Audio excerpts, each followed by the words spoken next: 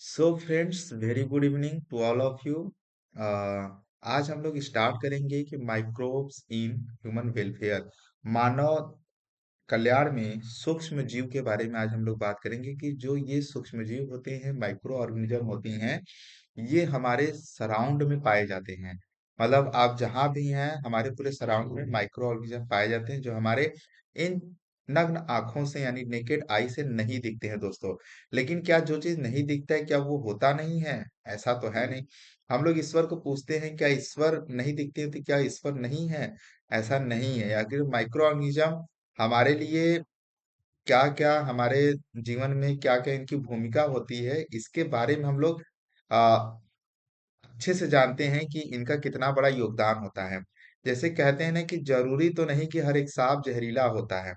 जरूरी तो नहीं कि हर एक सांप जहरीला हो। जरूरी तो नहीं कि हर एक इंसान का दिल बुरा हो। और जरूरी तो ये नहीं कि हर एक माइक्रो ऑर्गेनिज्म हमारे लिए हानिकारक हो। तो दोस्तों, कुछ माइक्रो ऑर्गेनिज्म होते हैं जो हमारे लिए लाभदायक होते हैं, और इन्हें हम अपने घरेलू उपयोग में इनका भी योगदान बहुत ज्यादा रहता है।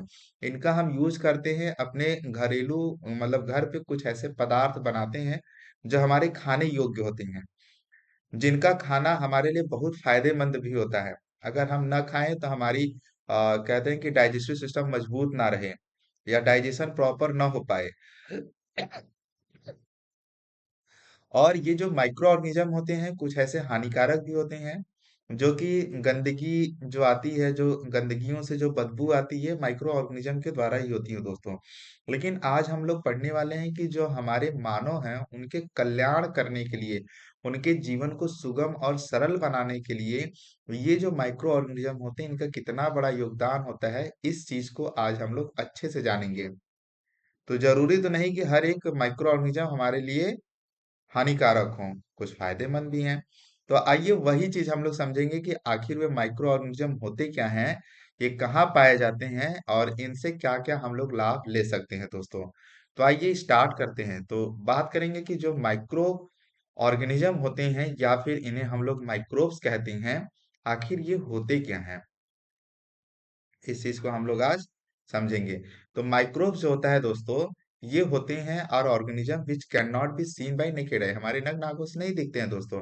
लेकिन इनका पाया जाता है, पाए जाते हैं, they can be found everywhere, ये सारे जगह पाए जाते हैं। जैसे कहते हैं कण कण में भगवान, वैसे हर एक जगह माइक्रो ऑर्गेनिज्म। तो ये जीवाणु हर जगह होते हैं। जैसे कि सॉयल में होते हैं, पानी में होते हैं, हवा में होते हैं, और हमारे शरीर के अंदर भी होता है, लिविंग ऑर्गेनिज्म के अंदर। ठीक है, they can be found in thermal vents, ये गर्म झरनों पाए जाते हैं, मिट्टी के अंदर पाए जाते हैं, बर्फ के अंदर पाए जाते हैं, और वेल एज एसिडिक इन्वायरमेंट, और ये जहाँ पे अम्लीय माध्यम हो वहां पे भी ये पाए जाते हैं। तो बैक्टीरिया को हम लोग कह सकते हैं कि माइक्रो ऑर्गेनिज्म सर्वव्यापी होता है, यानी ये सब जगह पाया जाता है। जहां भी खोदो वहां बैक्टीरिया, जहां कुछ निकालो वहां बैक्टीरिया। जैसे कहते हैं कि जहां देखो वहां भगवान। जैसे प्रहलाद को, जो प्रहलाद थे, उनके जो पिता थे, वो कहते थे कि तुम इतना पूछते हो भगवान को, तो क्या ये पिलर में भी भगवान है? तुरंत प्रहलाद कहते हैं हाँ, इसमें भी मेरे भगवान है। तुरंत उनके पिता क्या करते हैं, खंभा को गदा से मारते, टूट जाते, उसमें से नरसिंह भगवान बाहर निकालते थे। इससे प्रूव हो जाता है कि भगवान हर जगह है। वैसे ही बैक्टीरिया भी हर एक इन्वायरमेंट में पाया जा रहा है, चाहे जिस प्रकार का वो वातावरण हो, सारे वातावरण में बैक्टीरिया पाए जाते हैं। आइए इनकी हम लोग विभिन्नताएं देखते हैं, इनकी डाइवर्सिटी। तो माइक्रोब्स आर वेरियस वेराइटीज, इनके बहुत सारे वेराइटीज होते हैं। जैसे हमारे खाने की वेराइटी होती है, वैसे बैक्टीरिया के भी बहुत सारे वेराइटी होते हैं। जैसे प्रोटोजोआ होता है, बैक्टीरिया होता है, फंजाई होते हैं, माइक्रो ऑर्गेनिज्म की डाइवर्सिटी है। प्लांट में कुछ ऐसे विषाणु होते हैं जिसे प्लांट वायरस कहते हैं, वेरियोट्स कहते हैं, और प्रियॉन्स होते हैं। ये सब क्या है, माइक्रो ऑर्गेनिज्म की डाइवर्सिटी है, जो हमारे सराउंड में कहीं ना कहीं इनका योगदान जरूर होता है।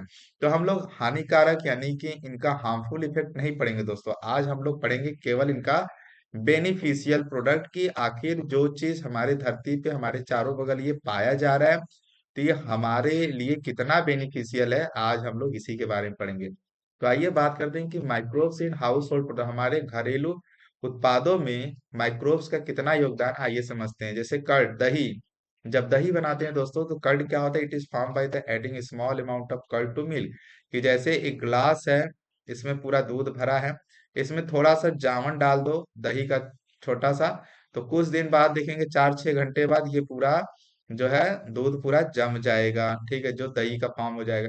Will act as starter. ये जोरन क्या करता है, दही को जमाने की प्रक्रिया को प्रारंभ करने वाला यानी स्टार्टर का काम करता है। तो इसमें जो बैक्टीरिया पाया जाता है दोस्तों, उसका नाम है लैक्टोबैसिलस, और इसमें जो एसिड होता है लैक्टिक एसिड होता है।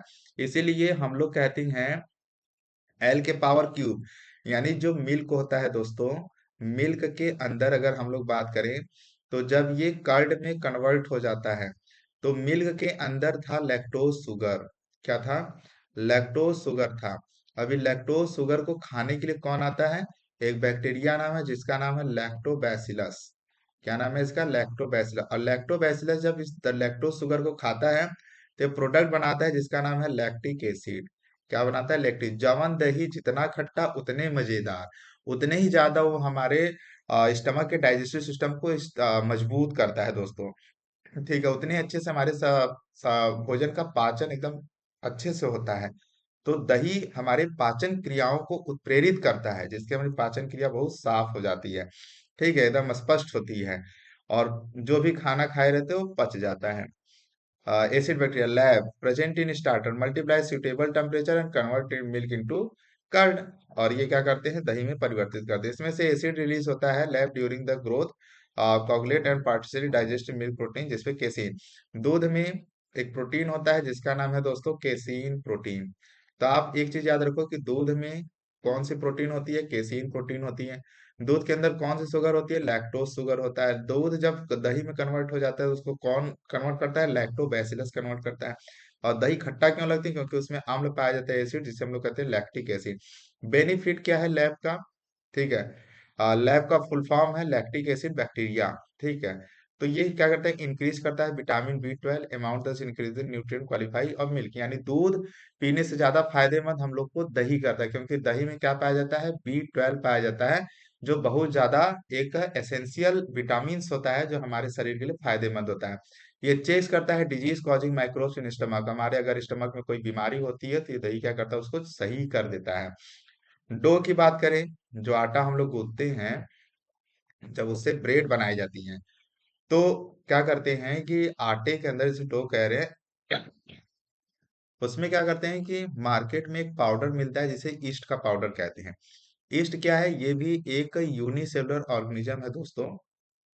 जो आप लोग ब्रेड खाते हैं, जब आप लोग ब्रेड खाते हैं तो ब्रेड में देखते हैं कि उसमें पोर्स होते हैं। ब्रेड्स में क्या होते हैं? पोर पाए जाते हैं। जैसे ब्रेड है, इसमें आप देखते हैं कि इसमें ऐसे पोर पाए जाते हैं। वो पोर क्या होता है कि इसमें जो बैक्टीरिया होता है ना, वो CO2 रिलीज किए रहता है। जब CO2 उसमें से निकलते हैं तो उसमें पोर बन जाता है।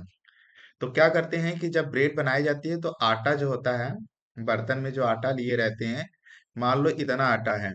अब इसमें जब ईस्ट का पाउडर जब मिला के इस आटा को सान देते हैं, तो सानने के बाद क्या होगा? ये आटा का साइज 5-6 घंटे बाद इतना ज्यादा हो जाएगा, यानी इसका 2x गुना, यानी बढ़ जाएगा, फूल जाएगा। किसके द्वारा? तो जब ये ब्रेड बनाते हैं उसी दरमियान करते हैं। तो एक बैक्टीरिया होता है जिसका नाम है सैक्रोमाइसिस सेरिवेसिस। ठीक है, कॉमनली कॉल्ड बेकर ईस्ट, इसे हम लोग कहते हैं। ये क्या करता है? CO2 रिलीज करता है during the process of fermentation, give the puffy appearance of Dove, जिसकी वजह से क्या होता है? ब्रेड के अंदर छोटे छोटे पोर्स दिखाई देने लगते हैं। It is use to make foods like idli, dosa, bread, ये सब जगह इस बैक्टीरिया का यूज किया जाता है, सैक्रोमाइसिस सेरिवेसिस। यानी सैक्रोमाइसिस सेरिवेसिस हमारे लिए क्या है बच्चों? ये बहुत फायदेमंद है। आइए तीसरी बात करते हैं, जिसे टोडी कहते हैं। इसे हम लोग हिंदी में कहते हैं ताड़ी। ये साउथ में जो है बहुत ज्यादा मात्रा में पाया जाता है। गिलासों में से लोग एक दूसरे को सर्व करते हैं और पीते हैं और एंजॉय करते हैं अपने लाइफ को। तो ये क्या होता है? एक ट्रेडिशनल ड्रिंक होता है साउथर्न इंडिया में, जहाँ पे it is made by fermentation of SAP from palm tree by bacteria. Bacteria के द्वारा इसे बनाया जाता है। तो ताड़ी बहुत मजा आता है। मैंने कभी पिया नहीं है लेकिन सुना है, पीऊंगा जरूर लेकिन।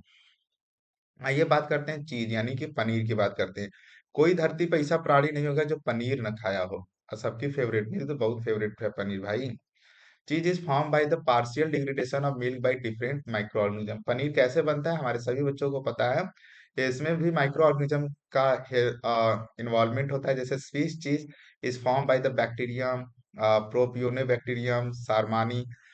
ठीक है, प्रोपियोनी बैक्टीरियम सरमान, ये शर्मा जाता है, हाय, ठीक है, शर्मा जाता है भैया।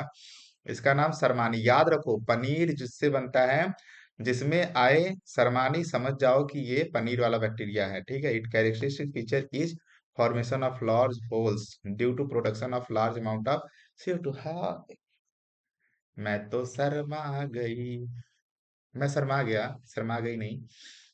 रॉक्यूफोर्ट cheese is found by the ripening with the fungi penicillin roqueforti of a particular flavour. ये एनसीईआरटी में आपको ये रॉक्यूफोर्ट वाला जो पनीर चीज दिया है, ये जो चीज होता है ये यूज किया जाते हैं। अब देखो, अलग अलग जगह पे यूज किए जाते हैं, ठीक है। ये अलग अलग जगह पे, जैसे कि बर्गर, ये जो रॉक्यूफर्ट चीज है ये बर्गर में ज्यादा यूज किए जाते हैं, ठीक है। बर्गर हो गया, पिज्जा हो गया, बहुत घटिया लगता है पिज्जा मेरे को तो। बर्गर अच्छा लगता है, पिज्जा मुझे बहुत घटिया लगता है, ठीक है। आइए बात करते हैं, तो इसमें रॉक्यूफर्ट चीज का यूज होता है, ये एनसीईआरटी में आपको मेंशन किया गया है। माइक्रोब्स इन इंडस्ट्रियल प्रोडक्ट, ठीक है। पनीर में बनाने कौन बैक्टीरिया होता है? प्रोपियोनोबैक्टीरियम सरमानी, भैया ये तो हम कबो नहीं भूलेंगे। वैसे मैं तो कभी भूला नहीं था, आप लोग कभी मत भूलिएगा। आइए बात करते हैं इंडस्ट्रियल में, यानी जो हमारे उद्योगों में जो उत्पाद बनाई जाती हैं उनमें इनका कितना बड़ा योगदान होता है। तो आइए समझते हैं। तो large scale production of various compound in industry is done very large vessels called fermenter. इसमें क्या होता है कि बहुत ज्यादा मात्रा में इनका यूज किया जाता है और ये बनाया जाता है। दोस्तों मैं आपको बेसिक मैकेनिज्म बता दूं कि फर्मेंटेशन क्या होता है। तो फर्मेंटेशन एक एन एरोबिक प्रोसेस होती है, जिसमें बच्चों क्या होता है कि जो बैक्टीरिया होता है ना, ये क्या करता है कि जो ग्लूकोज होता है, ग्लूकोज ब्रेक डाउन होता है टू मॉलिक्यूल के, 3 कार्बन के मॉलिक्यूल में। तो 3 कार्बन के 2 मॉलिक्यूल में ब्रेक हो जाता है, जिसका नाम है क्या नाम है, पायरुविक एसिड। अब जो पायरुविक एसिड है दोस्तों, ये बैक्टीरिया क्या करता है कि जब इसे ऑक्सीजन नहीं मिलता है डिग्रेड होने के लिए, तो ये 2 ATP एनर्जी बनाता है। इसके साथ साथ ये लैक्टिक एसिड बनाता है, और इसके साथ साथ ये इथेनॉल भी बनाता है, ठीक है। और ये CO2 भी रिलीज करता है, ठीक है।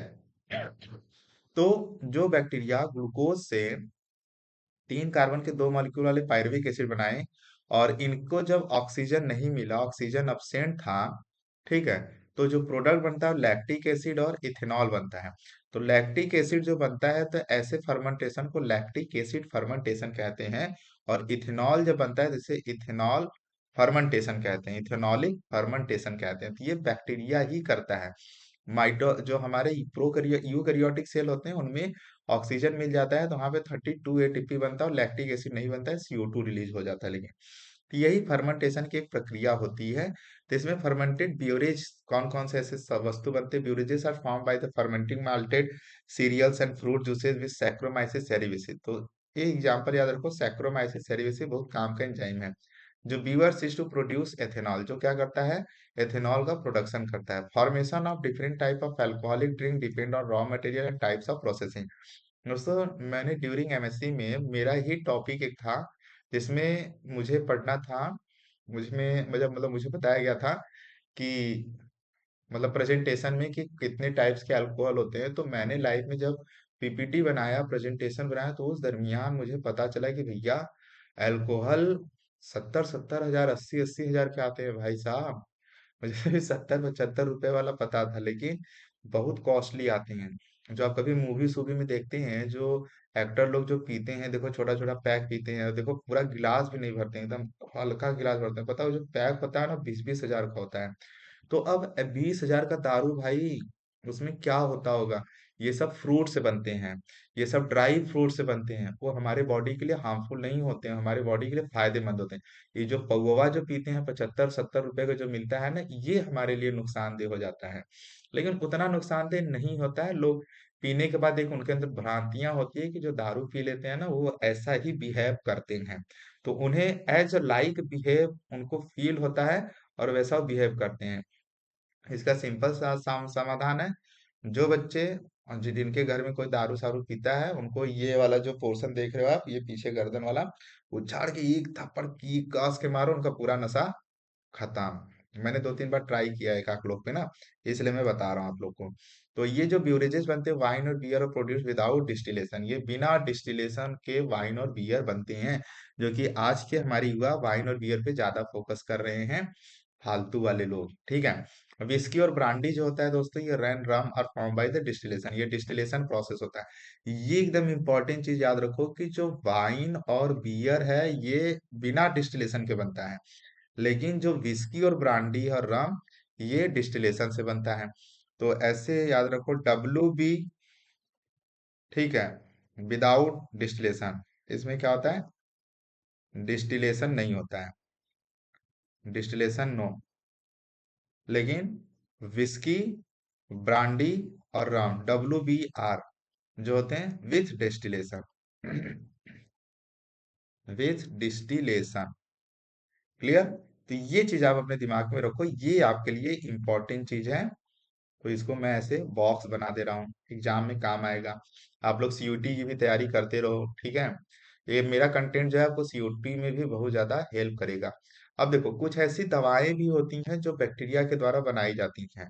अब हमारे संसार में, हमारे धरती पे जिससे जैसे पॉपुलेशन बढ़ता जाएगा वैसे वैसे बीमारियां भी तो होंगी।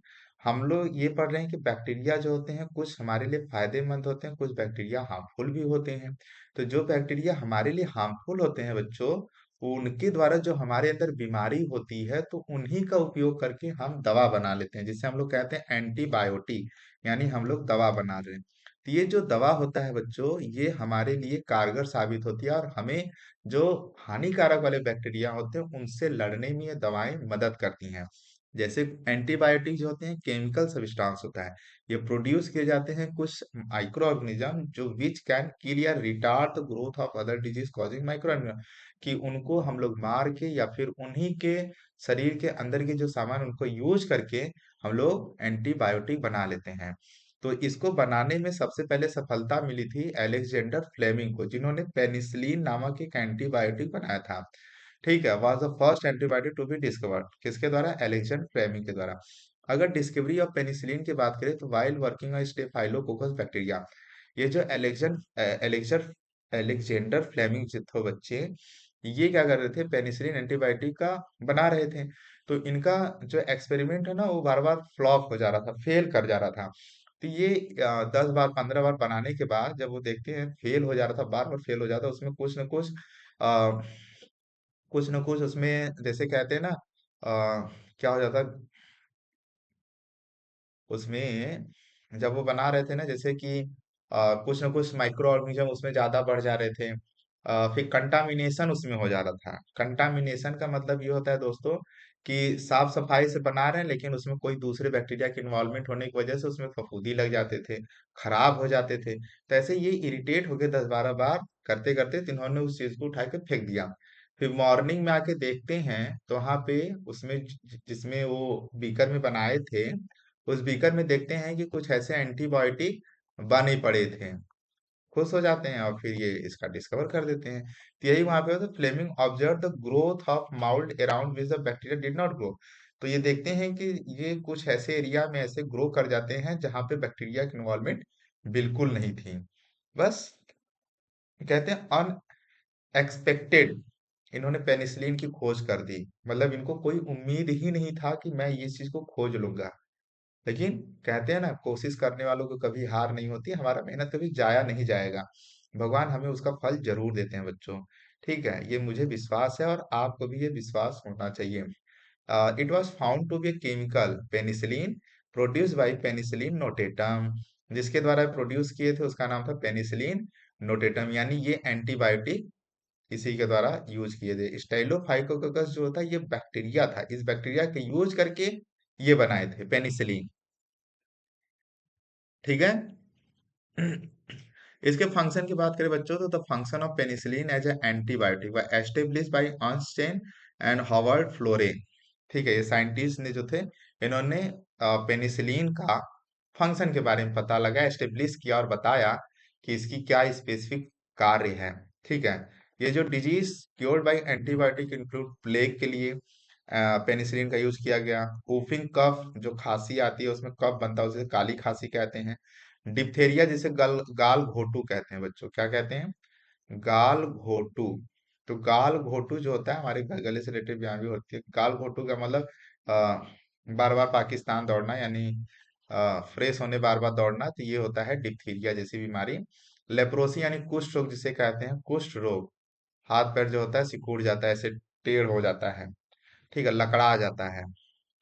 और कुछ बैक्टीरिया जो होते हैं ये ऑर्गेनिक एसिड और अल्कोहल बनाते हैं इसके साथ साथ। तो ये आपको, देखो ये चैप्टर थोड़ा सा बोरिंग है बच्चों, और इसमें इम्पोर्टेंट चीज भी है कि किसके द्वारा ये जो ऑर्गेनिक एसिड होते हैं किस माइक्रोब्स के द्वारा बने हैं, और ये टाइप्स ऑफ माइक्रोब्स क्या हैं इसके बारे में आपको जानना जरूरी है। तो सबसे कुछ जान लो कि जैसे ऑर्गेनिक एसिड सिट्रिक एसिड है, तो सिट्रिक एसिड का फॉर्मेशन कौन किया? एस्परजिलस नाइगर माइक्रोब के द्वारा। ये किस प्रकार का माइक्रोब है? तो ये फंजाई है। तो जो एसिटिक एसिड फॉर्म हुआ दोस्तों, ये acetobacter aceti. Citric acid aspergillus niger, acetic acid acetobacter aceti. ये क्या है? ये एक प्रकार का बैक्टीरिया है।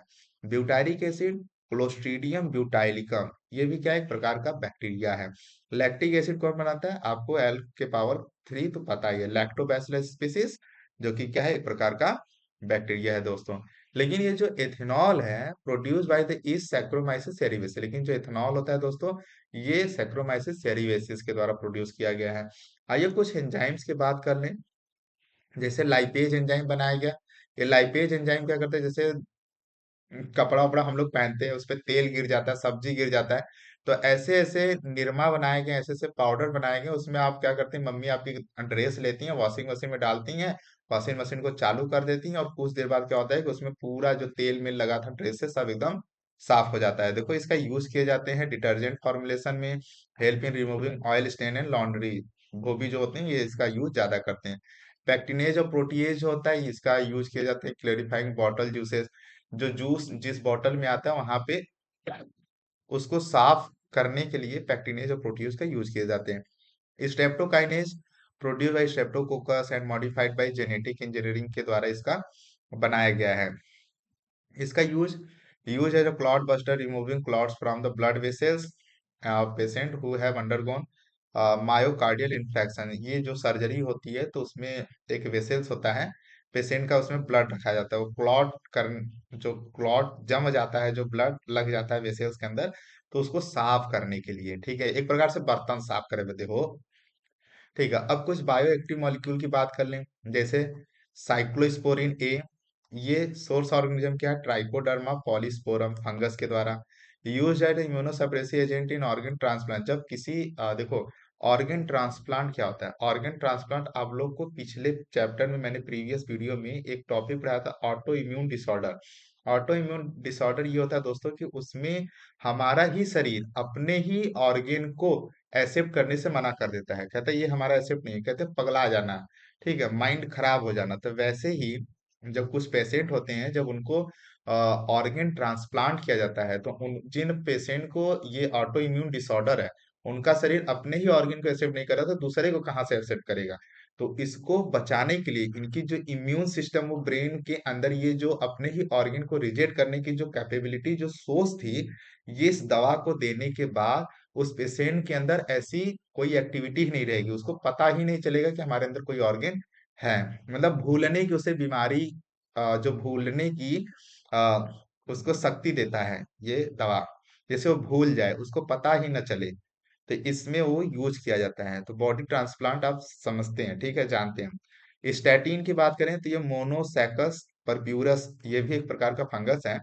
इसका यूज करते हैं blood cholesterol lowering agent, it competitive inhibit enzyme for cholesterol synthesis. जब हमारे बॉडी में कोलेस्ट्रॉल की संख्या बढ़ जाती है, तो इसको कम करने के लिए इस दवा का यूज करते हैं।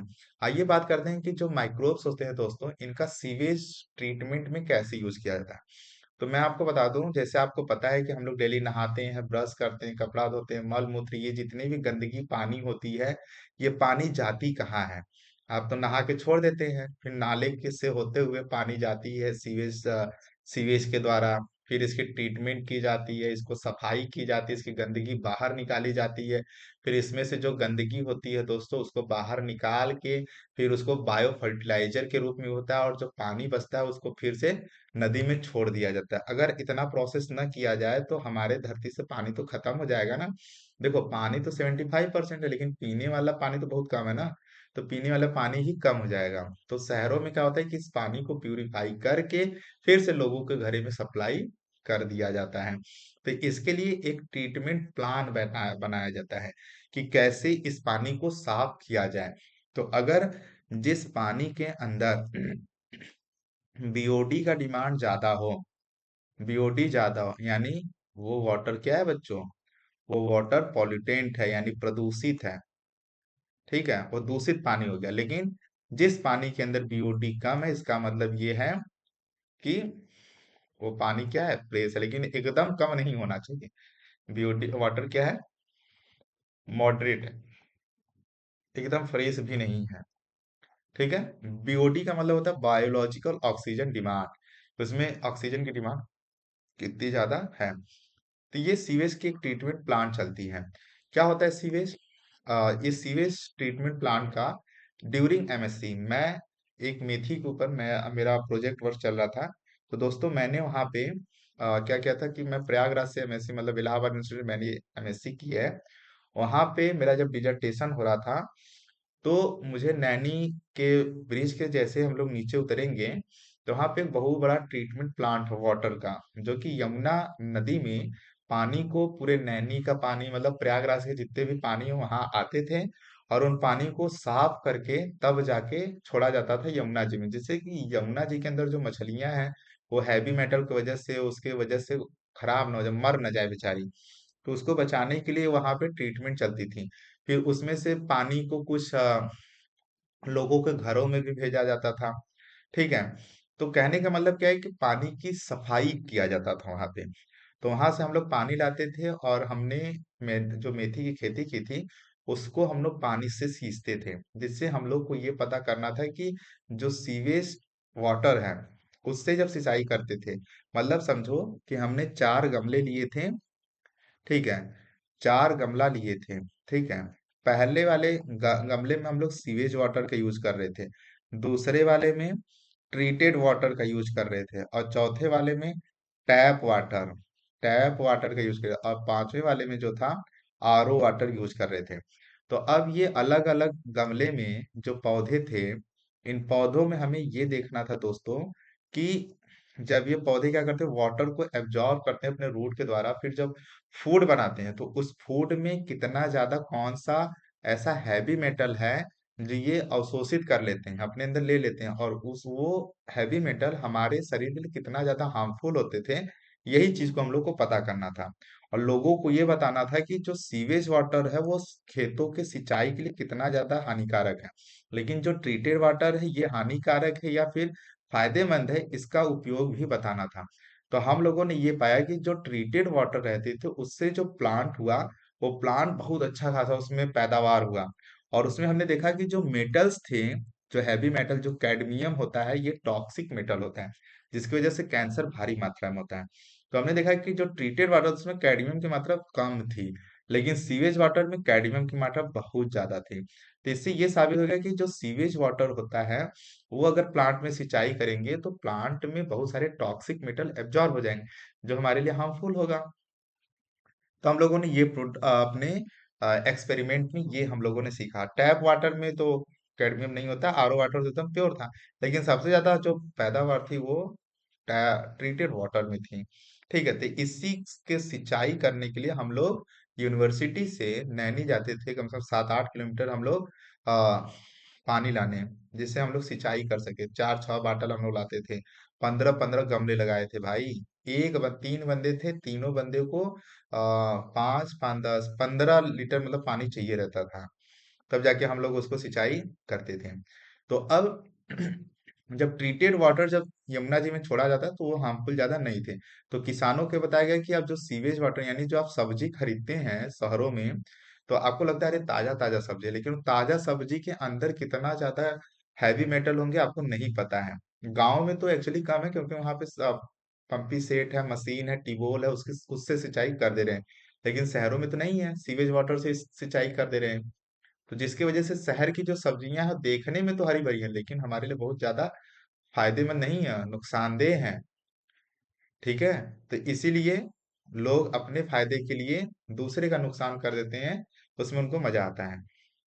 तो हम लोग को ऐसा नहीं करना चाहिए। सीवेज क्या होता है? ये म्यूनिसिपल वेस्ट वाटर होता है। नगर निगम का जो गंदगी पानी होता है उसमें बहुत सारे मात्रा में क्या होती है, ह्यूमन का एक गंदगी होता है, जिसे हम लोग कहते हैं सीवेज। तो इसकी जरूरत क्यों पड़ी? नीड फॉर सीवेज ट्रीटमेंट, कि sewage contain large amount of organic matter and pathogenic microbes before discharging natural body, sewage in में लेस पॉल्यूटिंग। वही मैंने बताया कि इसकी सफाई क्यों की जाती है, तो बहुत सारी गंदगी होते हैं। अभी ज्यादा प्लांट पे जाएंगे, कोई एनिमल पी लेगा तो बेचारा मर ही जाएगा। तो sewage is treated in sewage treatment plant, तो इसको हम लोग ट्रीट करते हैं एक प्लांट बना के, जिसको कहते हैं STPS। जैसे Ganga action plan, Yamuna action plan have been initiated by ministry of environment and forestry under the large number of STP will be built to treat sewage before their discharge in river to reduce their pollution, जिसकी वजह से pollution कम हो जाती थी STP के द्वारा। तो sewage treatment is carried out in 2 stages, इसको 2 स्टेजेस में डिवाइड किया गया। दोस्तों, मैं आप मेरे चैनल पे जाइएगा, तो जब मैं वहां से वाटर लेके आता था ना, तो मैंने वहां पे चोरी से वीडियो भी बनाया था। वैसे चोरी से बनाए थे, लेकिन फिर वहां के लोगों ने परमिशन मुझे नहीं दिया था। लेकिन फिर भी मैंने ये बना लिया था। ठीक है। पता नहीं क्यों परमिशन नहीं देते, मुझे नहीं पता है। उसके लिए मुझे डांट भी पड़ी थी, लेकिन मैंने चोरी से, लेकिन मैं जानकारी के लिए आप लोग बनाया कि मैं अपने आंखों से रियलिटी देखा, कि दूर से देखने में नहीं पता चलता है, लेकिन जब आप पास जाएंगे ना, तो ऐसे बड़ी बड़ी जितने बड़ी बड़ी आपकी बिल्डिंग, यानी कि कम से कम बात कर लें कि एक एक बीघे की, 1 बीघे में कम से कम 2 टंकी बनी थी, यानी 10-10 बीघे की एक एक टंकी बनी, तो उसमें पानी इतनी तेज आवाज कर रहे थे, मैं सोचा मैं कहाँ आ गया। ठीक है। तो मैंने उस पे वीडियो छोटा सा बनाया है, शॉर्ट वीडियो में, मैं उसका लिंक इसमें प्रोवाइड कर दूंगा अपने डिस्क्रिप्शन बॉक्स में, तो वहां यहाँ पे आप उस चीज को देख सकते हैं। ठीक है दोस्तों। तो इसको 2 पार्ट में डिवाइड किया है, प्राइमरी ट्रीटमेंट या फिजिकल ट्रीटमेंट कहते हैं। जहां पे होता है क्या, it is a physical removal large small particle, यानी कि पहले में क्या करते हैं कि बड़े पार्टिकल छोटे पार्टिकल को अलग कर देते हैं।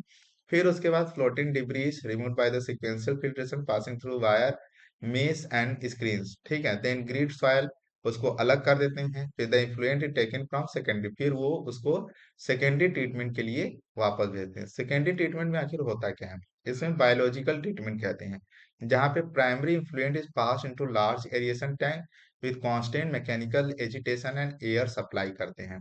जिससे एयर सप्लाई क्या करते हैं, जैसे कि जब पानी ऊपर ऐसे फेंकता है, जब ऐसे पानी ऊपर खूब ऊपर जाता है, तो क्या होता है यहाँ पे, अब पानी तो नीचे फ्लो होता है, लेकिन जब इसको ऊपर ऐसे फेंकते हैं, एइरेशन, जिसे हम लोग कहते हैं एइरेशन प्रोसेस।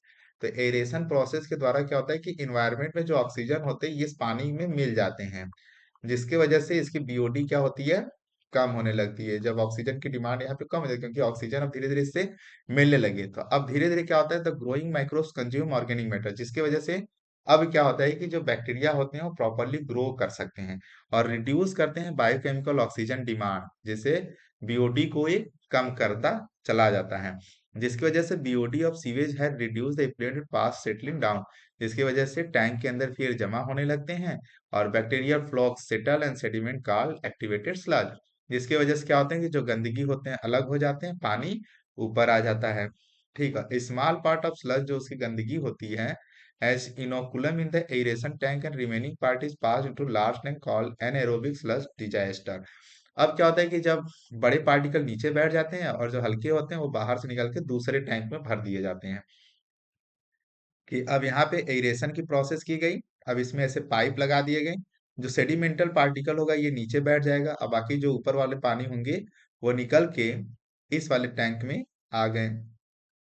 ठीक है। इस वाले टैंक में ये पानी आके अब यहाँ भर गए। अब यहाँ पे एनएरोबिक स्लज डिजेस्टर होगा, जिसके बाद डाइजेस्टर हेट्रोट्रॉपिक माइक्रोस इसमें डाल दिए जाएंगे, जो क्या करेंगे, anaerobic digest bacteria and fungi sludge producing mixture of gases and methane hydrogen sulphide CO2 which from the biogas, जिसकी वजह से अब यहाँ पे क्या बन जाएगा, ये तो आगे बहता जाएगा, और ये स्लज क्या हो जाएगा, इससे बायोगैस बना लिया जाएगा दोस्तों।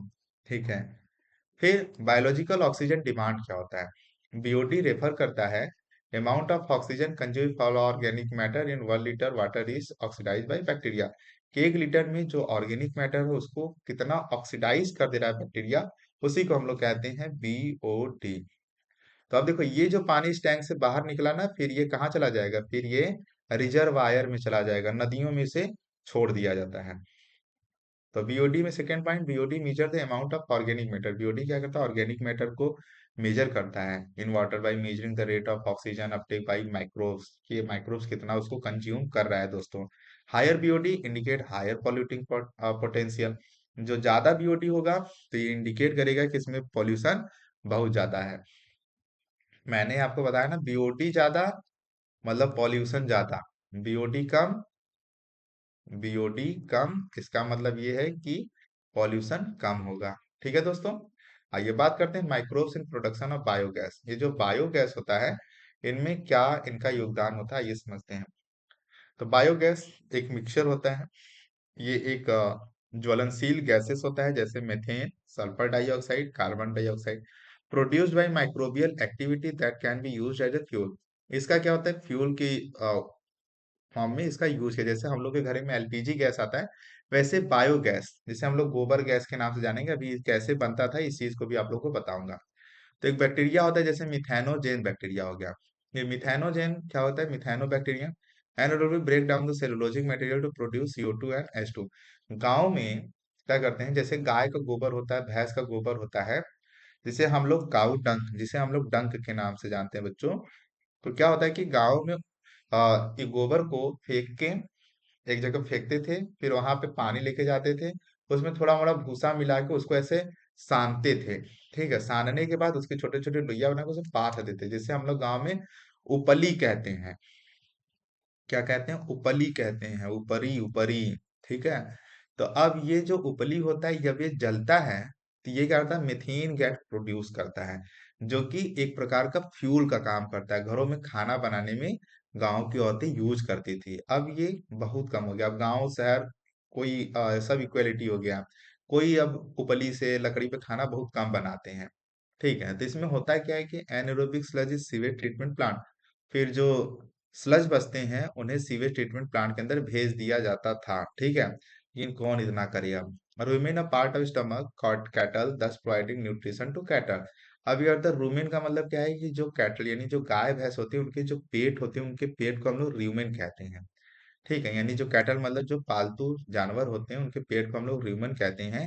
हम लोग का पेट में केवल 1 चैम्बर होता है, लेकिन इनके पेट में जो थे 4 चैम्बर होते हैं। मतलब देखते हो गाय भैंस क्या करते हैं, जल्दी जल्दी जल्दी जल्दी जल्दी जल्दी जल्दी खाना खाना शुरू कर देते हैं। अब पहले वो खा के तब पेट अपना कुहा भर लेंगे, जब कुहा भर जाएगा फिर आराम से बैठेंगी, फिर पगुरी करती हैं।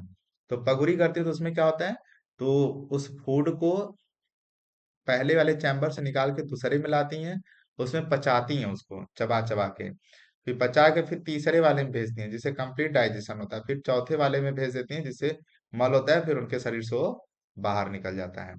तो इंडियन एग्रीकल्चर रिसर्च इंस्टीट्यूट जो IARI है, ये khadi and village industry commission KYC develop the technology biogas in India. IARI और KVIC इन्होंने ही बायोगैस का ये टेक्नोलॉजी इंडिया में लॉन्च किया था। ठीक है, आइए समझते हैं कि मैकेनिज्म क्या होता है, कैसे बायोगैस बनाया जाता है दोस्तों। तो समझो कि क्या होता था कि मैंने अपने मामा के यहाँ देखा था कि एक टंकी रहती थी। ठीक है, उसमें मामा वो लोग क्या करते थे, गोबर लाते थे और उसको फेंक देते थे छोटी सी टंकी में, फिर उसमें क्या करते थे, पानी मिलाते थे। गोबर और पानी जब मिला दिए उसको फेंटते थे फिर। ठीक है, उसमें कुछ एक पाउडर रहता था, पाउडर बैक्टीरिया ही रहता था, मिथेनोजन बैक्टीरिया था। ये देखो है ना, मिथेनो बैक्टीरिया पाउडर था, मुझे उस समय नहीं पता था, लेकिन मैं देखता था कि पाउडर उसमें मिलाते थे। फिर वो जब उसको घोल मिला देते हैं, तो जब वो पूरा गोबर पानी एकदम मिल जाता है लिक्विड फॉर्म में, तो धीरे से घसकते घसकते ये आता है, एक बड़ी सी टैंक रहती थी। अब इस बड़ी सी टैंक में मोटर लगी रहती थी, ये घूमती रहती थी फैन, और यहाँ से क्या होती थी, गैस प्रोड्यूस होती थी। अब ये क्या होता है कि यहाँ पे जो मिथेनोजन बैक्टीरिया रहता था, ये एनएरोबिक प्रोसेस करता था, जिसके वजह से यानी उस गोबर को खाता था और मीथेन CO2 और हाइड्रोजन सल्फेट और अमोनिया गैस को प्रोड्यूस करता था। और फिर जैसे ही गैस इसमें से बाहर निकलते, जैसे देखो पानी उबलता है तो उसमें भाप निकलता है। तो हम लोग अगर इसको ढक्कन रख दें तो ये पानी क्या होता है, ढक्कन पे चिपक जाता है। जब ढक्कन हम लोग हटाते हैं तो देखते हैं कि पानी बहुत तेज ऊपर भागता है। तो वैसे ही बैक्टीरिया खा रहा है, इसमें से गैस प्रोड्यूस हो रहा था। यहाँ पे एक गैस होल्डर लगाया रहता था। इस गैस होल्डर को एक पाइप के द्वारा जोड़ के घरों के किचन में इसे लगा दिया जाता था। ठीक है। जिसकी वजह से गैस यहाँ बनते थे, गैस होल्डर उसको सोखता था और फिर लोगों के घरों तक पहुंचा देता, जिससे ये एक प्रकार का फ्यूल का काम करता था। यानी जो गैस के सिलेंडर में होता है कि सिलेंडर में एलपीजी गैस होता है, और जब गैस यहाँ जलाते हैं, लाइटर से जलाते हैं, तो आग जल जाती है और खाना बन जाता है। तो वही प्रोसेस वहां भी होते थे। ठीक है। हाँ, फिर जो बैक्टीरिया नहीं खाते थे, जो स्लज बच जाते थे, एक लोग जाते थे उसको नीचे से निकाल के इस स्लज के अंदर इसको रख लेते थे। फिर यही स्लज क्या करते थे, खेतों में ले जाके और फेंक देते, जैसे उर्वरता खेतों पे भी बनी रहती थी। तो अब देखो गोबर गैस के कितने फायदे, लेकिन दोस्तों क्या है कि ये जो डंक और वाटर को जो फेंटने वाली प्रक्रिया होती है ना, बहुत हार्ड होती है। कोई करना नहीं चाहता। अब गैस में 900 रुपए का सिलेंडर मंगाओ, पाइप जोड़ो, रेगुलेटर चालू कर दो, कच्चे थे चालू।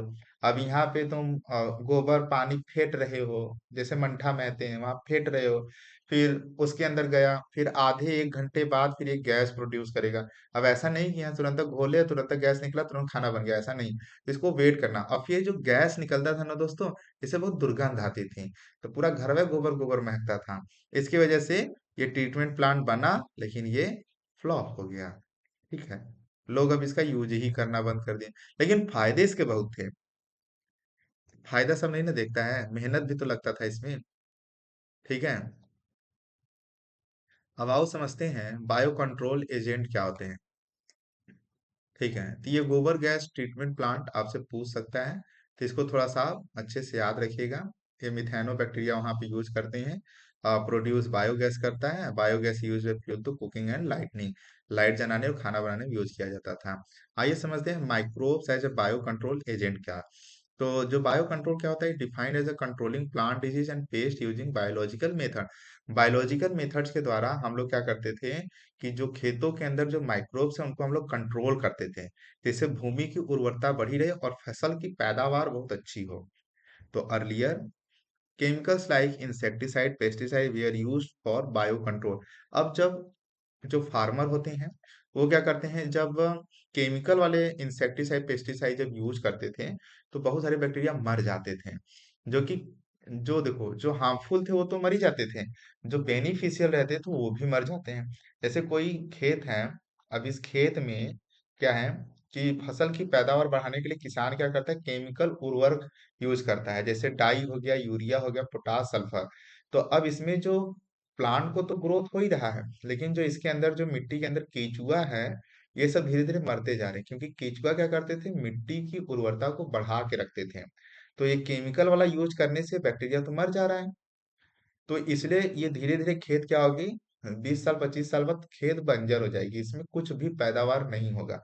तो किसान इससे बचने के लिए क्या करते हैं बच्चों, ये जो गांव में गोबर होते हैं उस गोबर को लाके इस खेत में फेंकते हैं, जिसकी वजह से यहाँ पे मीथेन बैक्टीरिया होता है।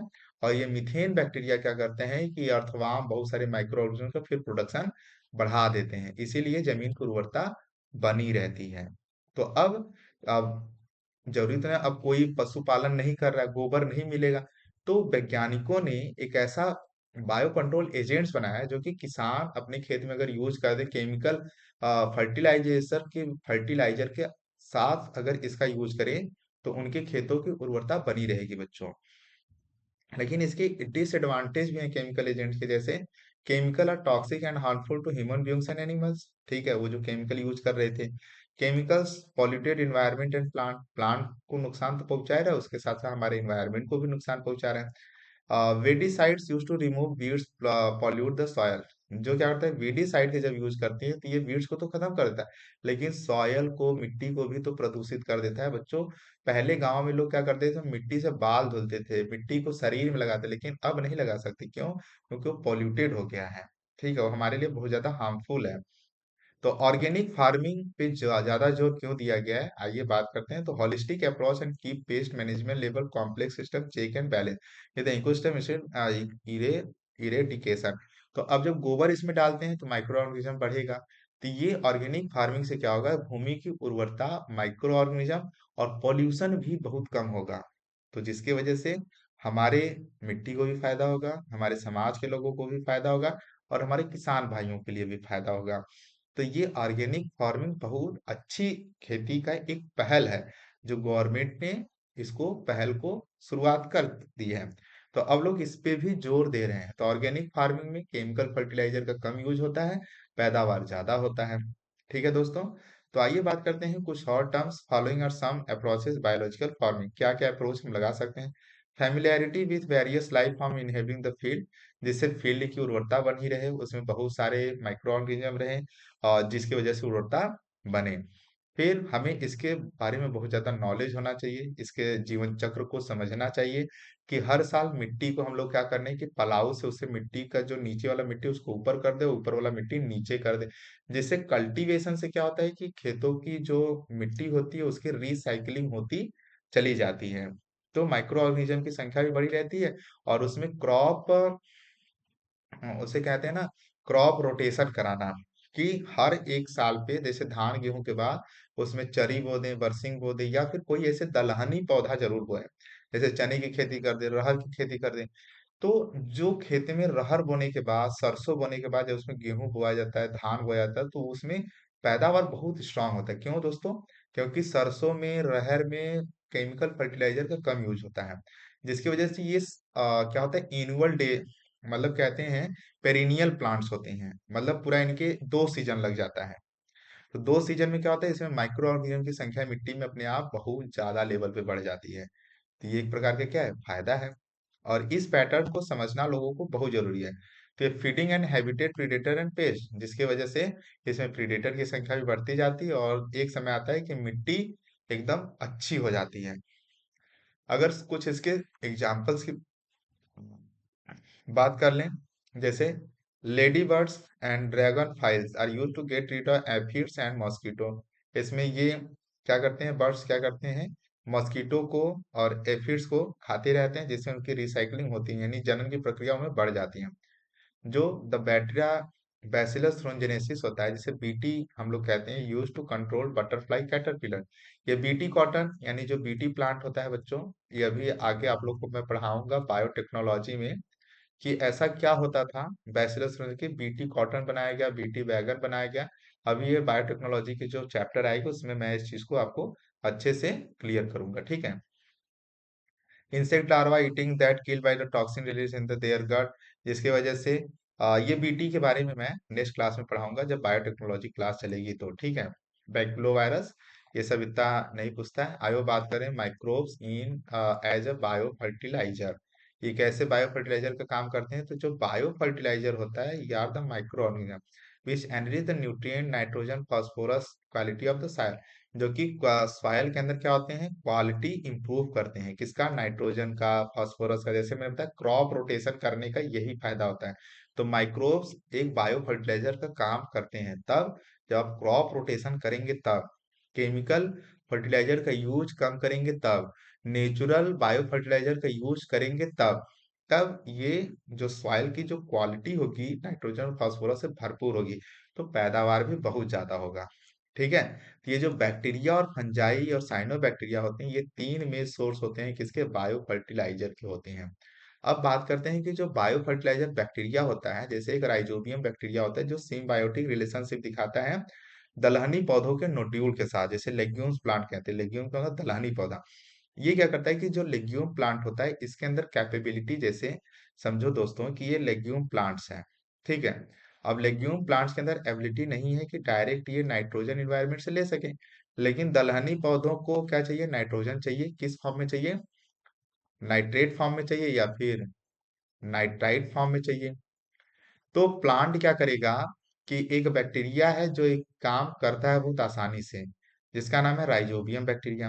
तो ये प्लांट कहता है इस बैक्टीरिया को कि आओ तुम मेरे पास, मैं तुम्हें रहने के लिए घर देता हूँ, तुम कहाँ भटक रहे हो। तो ये बैक्टीरिया कहता है ठीक है यार, मेरे पास घर नहीं है, चलो मैं इसी के साथ रहती है। ये बैक्टीरिया आता है और इसके साथ रिलेशनशिप बनाता है। तो ये बैक्टीरिया क्या करता है, नाइट्रोजन और वाटर का रिएक्शन करा के नाइट्रेट और नाइट्राइट बना देता है। और बना के किसको देता है? दलहनी पौधे को। दलहनी पौधा है, इसके बदले बैक्टीरिया को रहना खाना फ्री देता है। तो इसकी वजह से दोनों में क्या है? एक सिम्बायोसिस रिलेशनशिप हो रहा है, जिसकी वजह से जमीन की उर्वरता बढ़ रही है ना, क्योंकि बैक्टीरिया की संख्या बढ़ेगी इसमें। यही बात। Azospirillum and azotobacter are free living bacteria which are free nitrogen from soil and convert them into salt nitrogen and amino acid in this soil। अब ये जो बैक्टीरिया होते हैं ये कुछ अलग प्रकार के दलहनी पौधे होते हैं, लेकिन प्रक्रिया यही करते हैं, क्योंकि ये भी बैक्टीरिया क्या कर रहे हैं? नाइट्रोजन का फिक्सेशन कर रहे हैं बच्चों। ठीक है। फंजाई भी बायो फर्टिलाइजर का काम करता है। कैसे काम करता है, आइए इस चीज को समझते हैं। तो फंजाई फ्रॉम सिम्बायोटिक एसोसिएशन, ये भी सिम्बायोटिक एसोसिएशन दिया जाता है। दो जीवों के बीच में इसकी सहजीविता होती है। जैसे हायर प्लांट्स के अंदर, जैसे माइकोराइजा, जैसे इसमें ग्लोमस होता है। ठीक है, ग्लोमस एक पौधा उसके अंदर। तो माइकोराइजा जो होता है हायर प्लांट्स के साथ मिलके सिम्बायोसिस बनाता है। तो माइकोराइजा भी क्या करता है? नाइट्रोजन को फिक्स करता है, और ये हायर प्लांट क्या करते हैं? इसको रहना खाना देते हैं, और ये नाइट्रोजन फिक्स करके देता है। जो फंगल की हाइफी होती है, एब्जॉर्ब करती है phosphorus soil and pass into the plant. क्या करती है? वो फास्फोरस को एब्जॉर्ब करती है और प्लांट को दे देती है। तो राइजोबियम वहाँ नाइट्रोजन को नाइट्रेट दे रहा था, और यहाँ पे इसे फास्फोरस दे रहा है। माइक्रोराइजा शो करता है फॉलोइंग बेनिफिट, क्या? Resistant to root borne pathogen, कि ये और भी क्या फायदा देता है? उस हायर प्लांट के रूट में कोई डिजीज न हो जाए, पैथोजन को रोकता है। इसके साथ साथ टॉलरेंस करता है सैलिनिटी और ड्रॉट, की पौधा जल्दी सूख न जाए, इससे भी बचाता है mycorrhiza bacteria. Overall increase in plant growth and development, मतलब हम लोग कह दें संपूर्ण रूप से कि हायर प्लांट को माइक्रोराइजा क्या करता है? बेनिफिट ही देता है, इसको वृद्धि और इसके विकास में मदद करता है। ठीक है। साइनोबैक्टीरिया की अगर हम लोग दोस्तों बात कर लें, तो ये कैसे बायो फर्टिलाइजर की यूज में काम करता है, ये इस चीज को समझते हैं। ये फिक्स करता है atmospheric nitrogen and increase the organic matter soil through their photosynthetic activity, जैसे नॉस्टॉक एनाबेना ऑसिलेटोरिया ईसीटी। ये भी blue green algae increase the soil fertility by adding organic matter to the soil. तो यानी हम लोग तीन चीज पढ़े कि बैक्टीरिया, फंजाई और साइनोबैक्टीरिया, ये तीनों बायो फर्टिलाइजर के रूप में काम करते हैं, जो प्लांट को नाइट्रोजन फास्फोरस जैसे महत्वपूर्ण तत्वों को फिक्स करके देते हैं, और उसके बदले ये रहना खाना उस प्लांट से डिजायर करते हैं। ठीक है। तो ऐसे दोनों में क्या होता है? एक रिलेशनशिप बनता है, जिससे दोनों साथ साथ जीवन यापन करते हैं। ठीक है दोस्तों। तो ये छोटा सा चैप्टर था, छोटे से इसमें कॉन्सेप्ट थे, और बहुत इंटरेस्टिंग टॉपिक था ये। तो इसमें बायो फर्टिलाइजर जितने भी टॉपिक में बताया, जहां पे मैंने स्टार बनाया था, उस चैप और टॉपिक को आप लोग अच्छे से पढ़ लीजिए। ये एनसीईआरटी के दोस्तों क्वेश्चंस दिए गए हैं, आप इसको अच्छे से मस्ट रीड करिए, और इनका जवाब इसमें दिया गया है। आप इसको पढ़िए, मैं इसको दिखा देता हूँ, आप इसको देख लीजिए। ठीक है। आंसर भी देख लीजिए। ठीक है। पांचवा छठा, name two species fungus which are used production of antibiotic. अब इस पीडीएफ के द्वारा आप सारे प्रश्नों का जवाब ढूंढ सकते हैं। सीवेज क्या होता है, सीवेज ट्रीटमेंट प्लांट क्या होता है, इसे मोस्ट इंपॉर्टेंट टॉपिक ये आपके एग्जाम में जरूर आ सकते हैं दोस्तों। ठीक है। तो ये क्वेश्चन 9, क्वेश्चन 10, क्वेश्चन 11। ठीक है। 12, find out the role of microbes, जैसे सिंगल सेल प्रोटीन क्या होता है, सॉइल क्या होता है। क्वेश्चन 14 अच्छे से पढ़ लो, penicillin, biogas, curd, citric acid क्या होता है, fertiliser increase the fertility of the soil, ये सब क्या है, और कुछ इंपॉर्टेंट क्वेश्चन है, हमें सब नहीं देखना है। बस इसी के साथ हमारा चैप्टर क्या होता है दोस्तों, खत्म होता है, द एंड। यानी thank you so much. Thank you so much.